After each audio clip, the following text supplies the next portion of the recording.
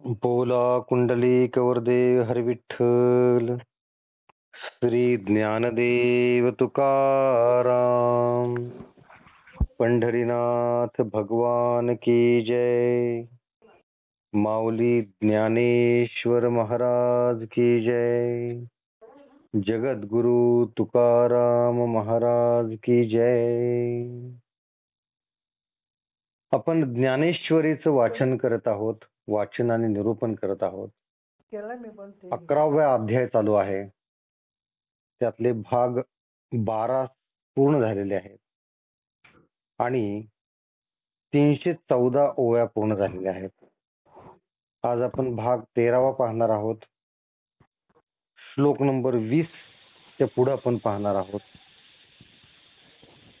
त्यापूर्वी कालच्या भागात म्हणजे भाग नंबर 12 मध्ये काय झालेलं आपण परत लावायला लागेल काही नाही. तर हा जो अध्याय नंबर 11वा आहे त्याला विश्वदर्शन योग सुद्धा म्हणतात.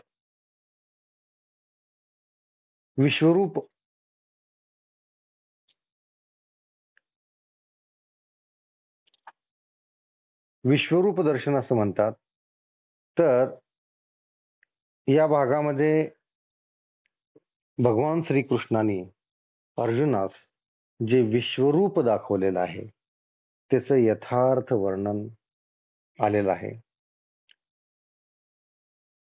ते विश्वरूप पाहिल्यानंतर अचंबित झालेला अर्जुन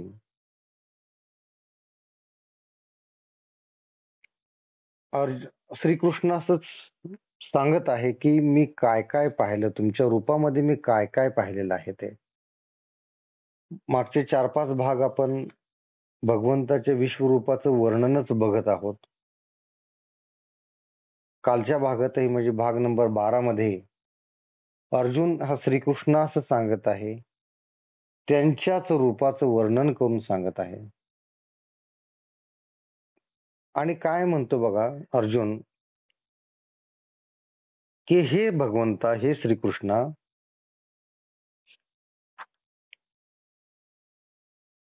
असा या जगाचा विस्तार करणारे जे तुम्ही, ते कोण व कोणाचे, हे जो मी पाहू लागलो तो आमचे जे सारथी तेच तुम्ही आहात. हे जे विश्वरूप धारण केलेलं आहे ते कोणी धारण केलेलं आहे? जे आमचे जे सारथी आहेत म्हणजे जे भगवान श्रीकृष्ण आहेत तेच तुम्ही आहात. तुम्हीच हे विश्वरूप धारण केलेलं आहे. आणि त्याची ओळख सांगताना काय म्हणतोय बघा अर्जुन, तुम्ही जो डोक्यावर मुकुट धारण केला होता तो हाच नव्हे का? तर तो हाच आहे. जो मुकुट धारण केला होता म्हणजे कधी विश्वरूप ज्यावेळेस तुम्ही दाखवलं त्यावेळेस जो मुकुट धारण केलेला होता तो हाच नव्हे का जो सध्या तुमच्या डोक्यावर आहे तो, असं म्हणतोय. आणि काय म्हणतो की वरच्या दोन्ही हातात फिरत असलेले चक्र हेच नव्हे का?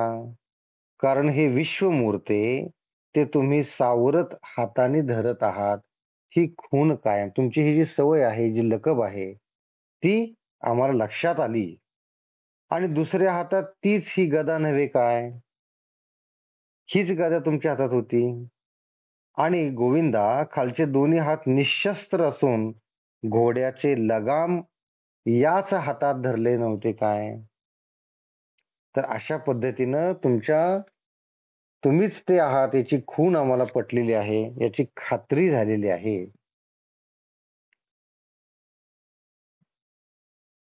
आणि भगवंता तुमच्या रूपाचे आश्चर्य मानण्याची माझी योग्यता नाही. या आश्चर्याने माझे मन थक्क होऊन गेले आहे.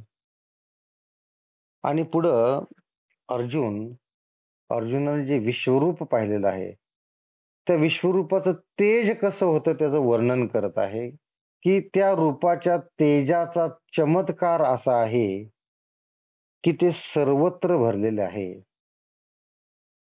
आणि या तेजाने अग्नीची दृष्टी करपून जाते आणि सूर्य सुद्धा काजव्याप्रमाणे दिपू लागतो. एवढं हे तेज, या तेजाची प्रभा एवढी प्रखर आहे.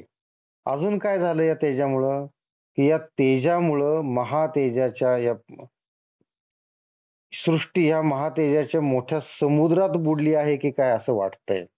अजून काय झालेलं आहे, कल्पांतीच्या वेळेस विजांनी सर्व आकाश झाकून टाकले असे वाटते. आणि हे तेज जे आहे हे माझ्या दिव्य दृष्टीने सुद्धा पाहावत नाही, एवढी प्रखरता या तेजामध्ये आहे. आणि हे तेज एवढं प्रखर आहे की ते शरीरास अतिदाह देत आहे. तर असं तेजाचं वर्णन केल्यानंतर पुढं अर्जुन काय म्हणतो बघा, की हे देवा तुम्ही अक्षर परब्रह्म असून 3.5 मात्रांचा जो ओंकार आहे त्याच्याही पलीकडे तुम्ही आहात. तुमच्या ठिकाणी प्राणी मात्र लय पावतात व तुम्ही विश्व साठवण्याचे स्थान असून गहन, अव्यय आणि अविनाशी आहात. अजून काय आहात तुम्ही, धर्माचे जीवन आहात, म्हणजे धर्माचे रक्षण करते आहात, अनादि सिद्ध आहात आणि 36 तत्वांच्याही पलीकडे 37 पुरुष असून या जगाचे ईश्वर आहात.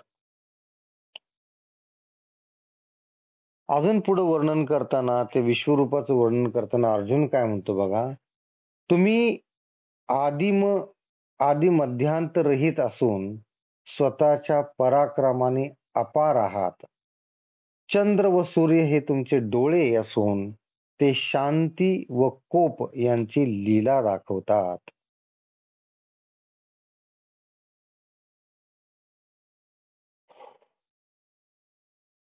आणि पर्वतावर जसा वणवा पेटल्यानंतर त्याच्या ज्वाला भडकतात, त्याप्रमाणे तुमची जीभ, दाढा व दात चाटीत आहे असे दिसते. तुमच्या तोंडातील अग्नीच्या उष्णतेने व तुमच्या रूपाच्या तेजाने सर्व विश्व करपून नाश पावते आहे असं दिसत आहे. इथपर्यंत आपण काल पाहिलं होतं. आता भाग 13 आपण चालू करत आहोत. त्यासाठी श्लोक नंबर 20 याचा आपण श्लोकार्थ वाचूयात. बघा, अजून भगवंताच्या विश्वरूपाचं वर्णन संपलेलं आहे का? तर नाही आहे. अजून वर्णन आहे आणि अजून असंच सुंदर वर्णन आहे की जे वर्णन स्वतः अर्जुन भगवान श्रीकृष्ण सांगत आहेत. श्लोक नंबर 20 चा श्लोकार्थ. हे महात्मन, आकाश आणि पृथ्वी यामधील हे अंतर आणि सर्व दिशा तुम्ही एकट्याने व्यापून टाकले आहेत. तुमचे हे अद्भुत उग्र रूप पाहून हे सर्व त्रैलोक्य अतिशय भयभीत झाले आहे. हे विश्वरूप पाहून काय काय झालेलं आहे हे अर्जुन सांगत आहे.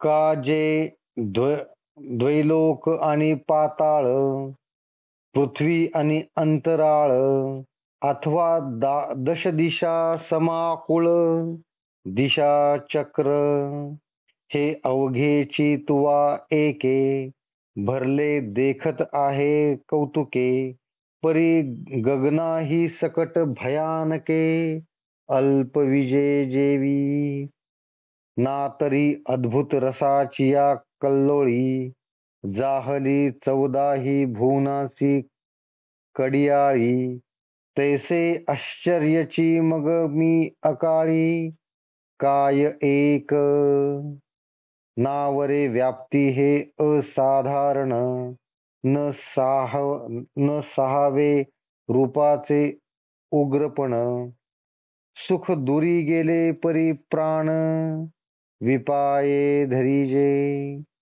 देवा ऐसे देखोनी तुते, नेणो कैसे आले भयाचे भरिते, आता दुःख कल्लोळी झळविते, तिन्ही भुवने.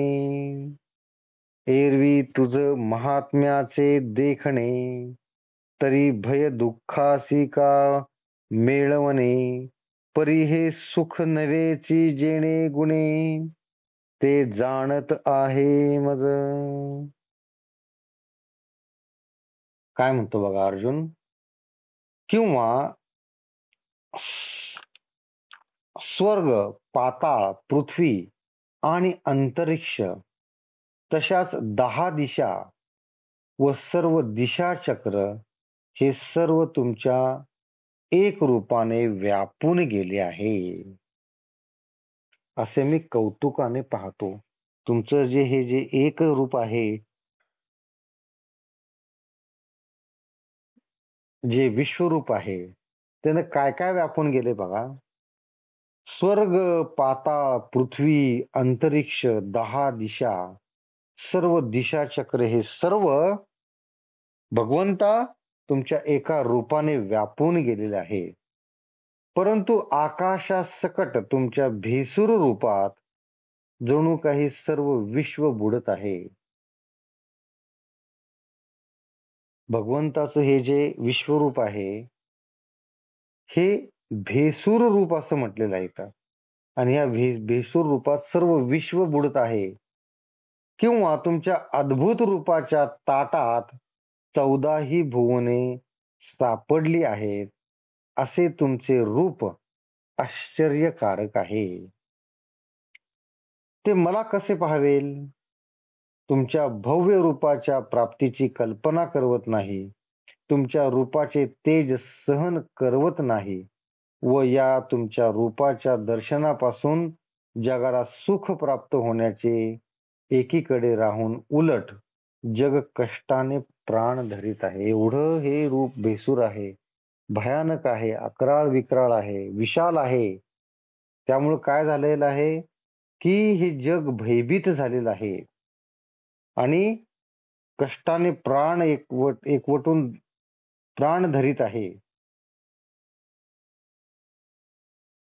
देवा, असे तुमचे अद्भुत रूप पाहून भीतीचे भरते कसे आले हे समजत नाही. म्हणजे भीती वाटत आहे तुमचे हे अद्भुत रूप, कारण असं कधी पाहिलेलंच नाही ना. एवढं मोठं रूप, एवढी मोठी मूर्ती, जी एका दृष्टीत बसणार नाही. दृष्टी बंद केली तरी तेच विश्वरूप दिसतं. उजेड असेल तरी तेच, अंधार झाले तरी तेच. असं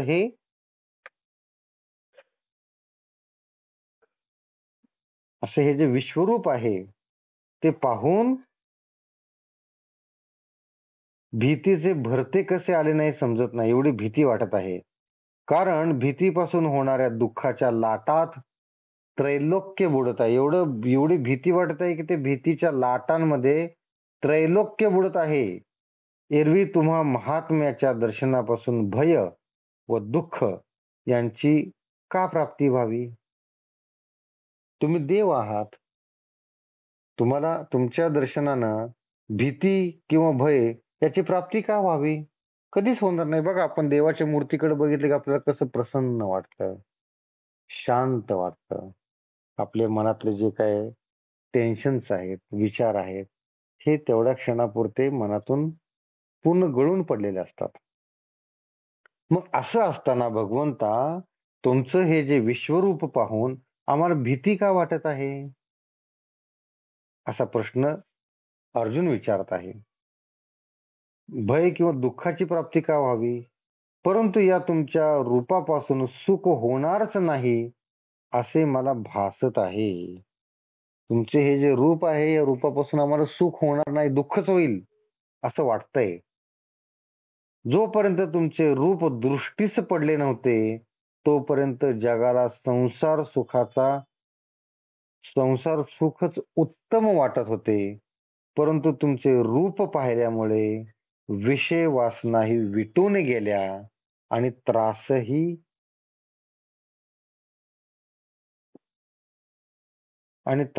उत्पन्न झाला. काय काय झालं बघा. तुमचे हे रूप पाहिल्यानंतर विषय वासना मिटून गेल्या, ही चांगली गोष्ट झालेली आहे. पण त्रास सुद्धा उत्पन्न झालेला आहे. भगवंता, तुमचे रूप पाहून फायदा पण झाला आणि तोटा पण झालेला आहे. फायदा काय झाला की विषय वासना विटून गेलेल्या आहेत.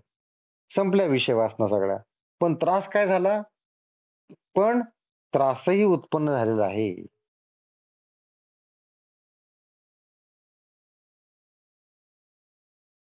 देवीची तुझ देखलियासाठी काय सहसा तुझ देवो येईल मिठी आणि नेदी तरी शोक संकटी राहो केवी म्हणून मगा सरो तव संसारू आडवीत येतसे अनिवारू आणि पुढा तू तव अनावरू नयेसी घेवो ऐसा माझारिलिया साकडा बापुड्या त्रैलोक्याचा होतसे हुरडा ऐसा हा ध्वनी पुढा चोजवला मज तैसा आरंबळला आगी तो समुद्रा ये निवावया लागी तव कल्लाळपणी चिया तरंगी आगळा बिहे तैसे या जगासी जाहले तू ते देखुनी तळमळीत ठेले या मजी पैल भरे सुरांचे मेळावे.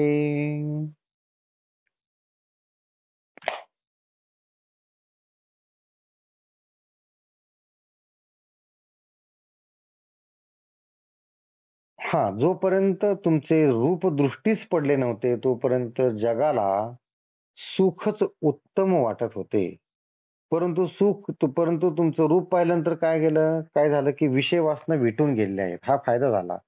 पण पण त्रासही उत्पन्न झालेला आहे. तसेच हे तुमचे रूप पाहिल्यावर मला जी भीती उत्पन्न झाली आहे अशा स्थितीत मी कसा राहू? म्हणून मागे सरावे तर जन्म मरण तुमच्या व माझ्या भेटीत अंतर पडते आणि पुढे सरावे तर हे प्रचंड विश्वरूप धारण केल्यामुळे तुम्हाला आलिंगन देता येत नाही. अर्जुनाची द्विधा मनस्थिती झालेली आहे. काय करावं समजत नाहीये. काय म्हणतो बघा अर्जुन की मागे फिरावे तर जन्म मरण असल्यामुळे तुमच्या आणि माझ्या भेटीत अंतर पडते आणि पुढे सरावे तर तुमचे हे प्रचंड विश्वरूप तुम्ही हे जे प्रचंड विश्वरूप धारण केल्यामुळे तुम्हाला आलिंगन सुद्धा देता येत नाही, मिठी सुद्धा मारता येत नाही की एवढं मोठं रूप मी माझ्या एवढ्या छोट्या हाताने कसं मिठी मारू? अशा रीतीने दोन संकटांच्या कचाट्यात सापडून बिचाऱ्या त्रैलोक्याचा हुरडा होत आहे. त्रैलोक्य म्हणजे आकाश, पृथ्वी आणि पाताळ ह्याचा हुरडा होत आहे. हुरडा होत आहे म्हणजे या कचाट्यात सापडलेले आहे.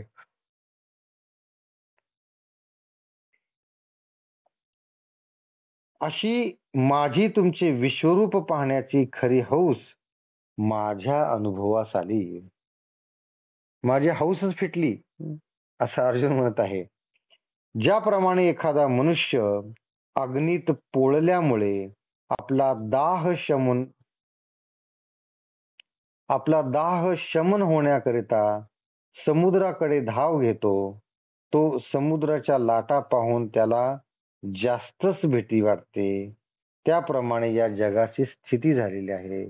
तुम्हाला पाहून ते तळमळवयास लागले आहे. तळमळू लागले हे जग. कसं की एखादा मनुष्य अग्नीत पोळल्यामुळे आपला दाह म्हणजे पोळलेलं जर दाह शमवण्यासाठी समुद्राकडे धाव घेतो, पण समुद्राच्या लाटा पाहून जास्तच भीती वाटते. एवढ्या मोठ्या अकराळ विकराळ लाटा पाहून त्याला परत भीती वाटते. म्हणजे इकडं आड आणि तिकडं विहीर अशी परिस्थिती झालेली आहे. तसंच जगाची परिस्थिती तुम्हाला पाहून झालेली आहे. आता श्लोक नंबर 21 त्याचा श्लोकार्थ आपण वाचूयात.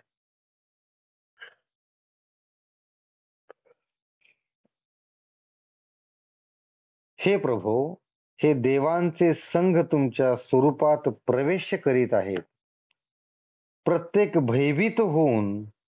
कित्येक भयभीत होऊन हात जोडून तुमची स्तुती करत आहेत आणि महर्षी आणि सिद्ध यांचे समुदाय स्वस्ती शब्द उच्चारून पुष्कळ स्तुतीने तुमची प्रशंसा करीत आहेत. बघा, हे रूप बघून अजून काय काय झालेलं आहे त्याचं वर्णन यात आलेलं आहे. या माझी पैल भले सुरांचे मेळावे, हे तुझेनी अंगिके तेजे, जाळूनी सर्व कर्मांची बीजे, मिळत तुझ अंतु सहजे सद्भावेसी, आणिक एक सावियाची भयभिरू, सर्वस्वे धरुनी तुझी मोहरू, तुझ प्रार्थिता ती करू जोडोनिया, देवा अविद्यार्णवी पडिलो, जी विषय गुरे आतुडलो, स्वर्ग संसारचिया साकडलो, दोही भागी, ऐसे आमचे सोडवणे, तुझ वाचोनी किजले कवणे, तुझ शरणगा सर्व प्रमाणे, म्हणत देखा, आणि महर्षी अथवा सिद्ध विद्याधर समूह विविध, हे बोलत तुझ स्वस्तिवाद करीत स्तवन.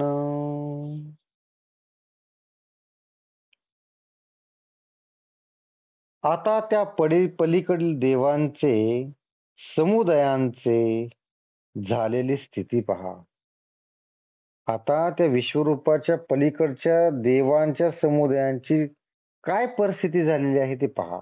तुमच्या अंगाच्या तेजाने हे देव सर्व कर्माची बीजे जाळून सद्भावाने तुमच्या ठिकाणी लीन होत आहेत. एवढं मोठं विश्वरूप पाहून काय झालेलं आहे की हे सगळे सर्व जे देव आहेत ते सद्भावाने तुमच्या ठिकाणी लीन होत आहेत. अजून काय होतंय, आणखी काही खरोखर भयभीत होऊन तुमच्या समोर उभे राहून हात जोडून तुमची प्रार्थना करत आहेत. सर्व देव सद्भावाने तुमच्या ठिकाणी लीन होत आहेत, पण आणखी काही जे आहे ते भयभीत होऊन घाबरून गेलेले आहेत आणि तुमच्या समोर हात जोडून तुमच्या समोर उभे राहून प्रार्थना करीत आहेत. देवा, अज्ञान समुद्रात पडून विषयांच्या जाळ्यात आम्ही सापडलो आहोत व स्वर्ग सुख आणि संसार या दोहोंच्या कचाट्यात पडलो आहोत. अर्जुन काय म्हणतो की मी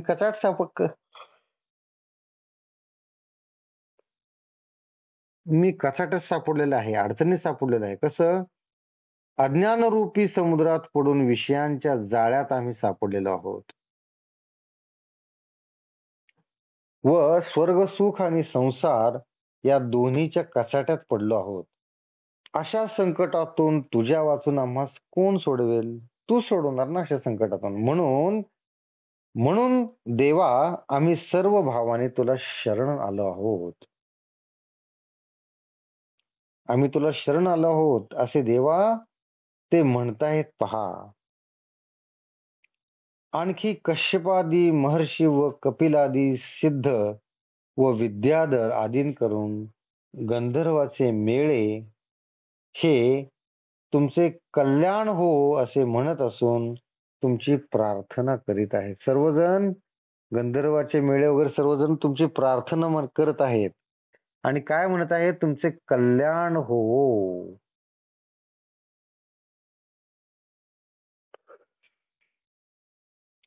आता श्लोक नंबर 22 याचा आपण श्लोकार्थ वाचूयात. हे प्रभो, रुद्र, आदित्य, वसु, साध्य म्हणजे रुद्रगण, विश्वे देव, अश्विनी कुमार, मरुत, पितर, गंधर्व, यक्ष, आसुर आणि सिद्ध यांचे समुदाय हे विस्मय होऊन तुमच्या रूपाकडे टक लावून पाहत आहेत. अर्जुन काय म्हणतो, भगवंता तुम्ही हे जे विश्वरूप धारण केलेलं आहे एवढे विशाल आहे, अकराळ विकराळ आहे की त्यामुळे हे सर्वजण विश्व वगैरे वृद्ध वगैरे सगळेजण विस्मय रूपाने तुमच्या रूपाकडे टक लावून बघत आहेत. हे रुद्रादित्याचे मेळावे, वसुहन साध्य आघवे, अश्विनो देव विश्वे देवे भिववे, वायुही हे जी, अवधरा पितरहन गंधर्व, पैल यक्षरोक्षण सर्व, हे महेंद्र मुख देव का सिद्धादिक, हे आगवेची आपुलिया लोकी, उत्कंठित अवलोकी, हे महामूर्ती दैविकी, पाहत आहाती, मग पाहत पाहत प्रतिक्षणी, विस्मित होऊन अंतःकरणी, करीत निज मुकटी ओवाळणी, प्रभूची तुझ, हे जय घोष कलवरे, स्वर्ग गाजविता ती अवघे, ठेवीत ललाटावरी बर्वे, कर संपुट, तिये विनय द्रमाचिये आरवी, सुरवाडली वास्तव सात्विकाची माधवी, म्हणून कर संपुट पुटवल्लवी, तो होतसी फळ.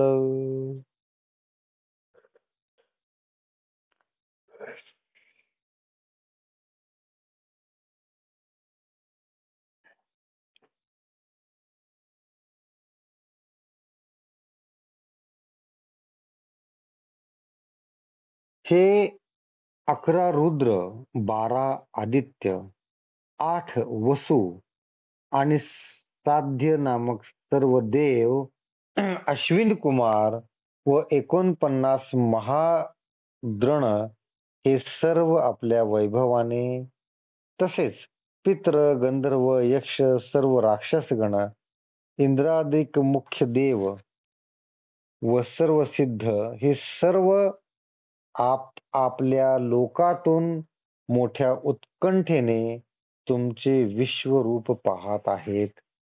ते पहा. अर्जुन म्हणतोय तुमचं हे विश्वरूप कोण कोण पाहत आहेत की 12 आदित्य, 11 रुद्र, वसु व साध्य नामक हे सर्व देव, अश्विन कुमार व 49 मरुद्रण हे सर्व आपल्या वैभवाने, तसेच पितर गंधर्व यक्ष सर्व राक्षसगण, इंद्रादिक मुख्य देव सर्व सिद्ध हे सर्व आपल्या लोकातून मोठ्या उत्कंठेने तुमचे विश्वरूप पाहत आहेत. आणि प्रभो तुम्हाला पाहताना क्षणोक्षणी मनात आश्चर्य मानून तुमच्याकडे ते आपली मस्तके लववित आहेत, म्हणजे तुम्हाला नमस्कार करीत आहेत. हे सर्व मंजूळ शब्दांनी सर्वात तुमचा जय जयकार करीत आहेत व हात जोडून तुम्हाला नमस्कार करीत आहेत. हे सर्व जे आहे ते तुम्हाला नमस्कार पण करीत आहेत, अभिवादन करीत आहेत.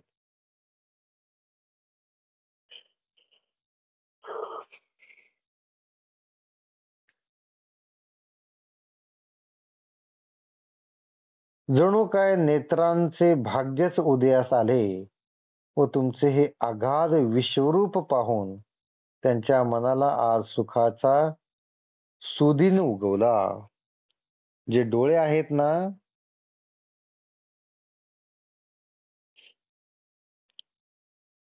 त्यांचं भाग्य उदयास आलं की हे अगाध विश्वरूप पाहून त्यांच्या मनाला सुखाचा सुदिन उगवलेला आहे.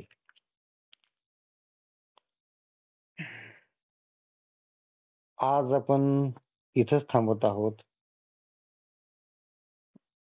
भाग नंबर 14 हा आपण उद्या बघणार आहोत.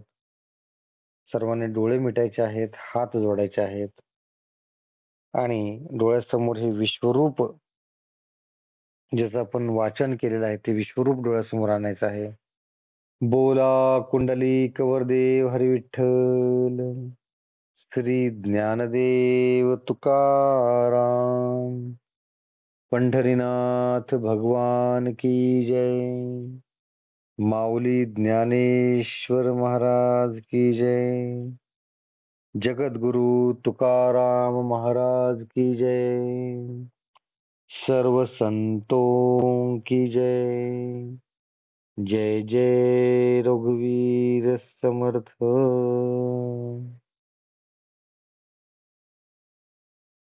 राम कृष्ण हरी.